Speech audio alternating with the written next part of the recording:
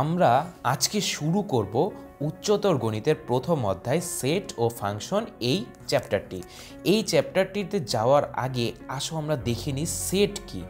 আচ্ছা, তাহলে এখানে তোমরা দেখতে পাচ্ছ যে খুব সুন্দর কয়েকটি কালারফুল কলমের ছবি।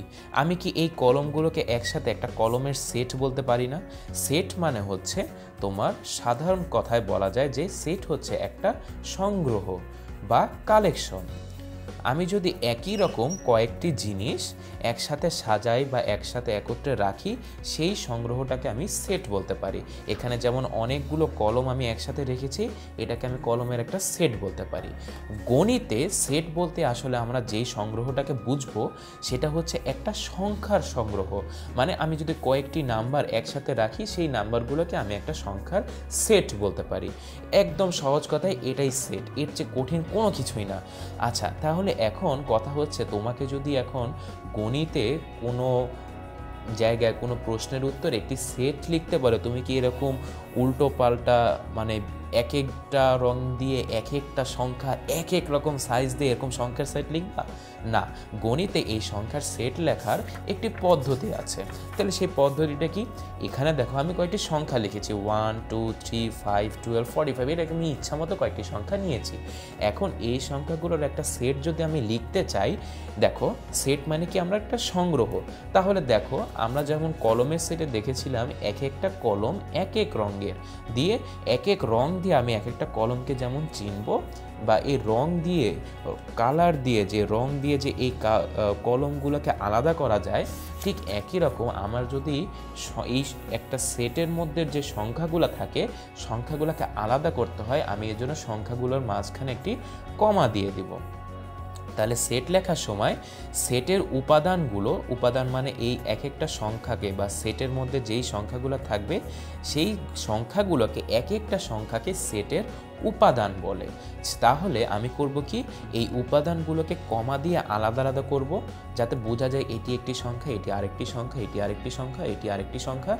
তারপর পুরো সেটটাকে আমরা যেমন এই কলমগুলো যদি একসাথে বাজারে কিনতে চাই, একটা প্যাকেটের মধ্যে আমরা কিনতে পারবো, ঠিক একই রকম এই সেটগুলোকেও আমরা একটি প্যাকেট করব, যাতে বোঝা যায় যে এরা একত্রে আছে।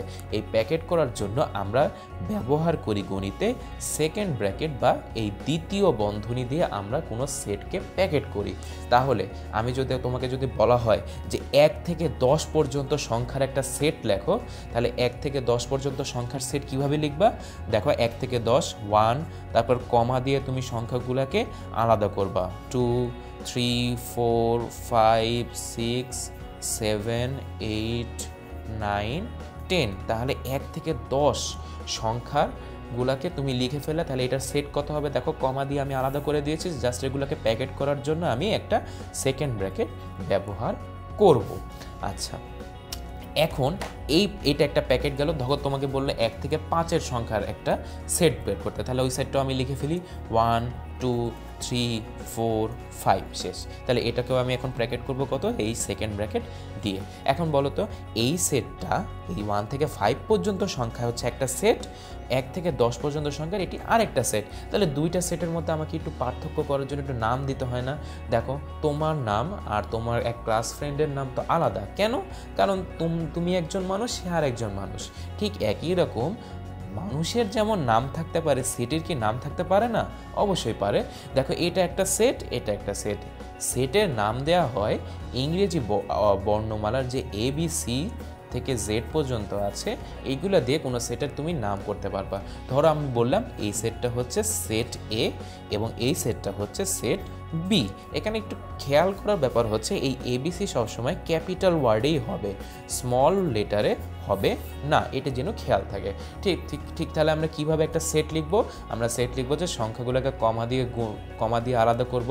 কমা দিয়ে আলাদা করলে যে এক একটা সংখ্যা হচ্ছে এক একটা সেটের উপাদান, আর এই সেটটাকে আমি প্যাকেট করব হচ্ছে সেকেন্ড ব্র্যাকেট দিয়ে।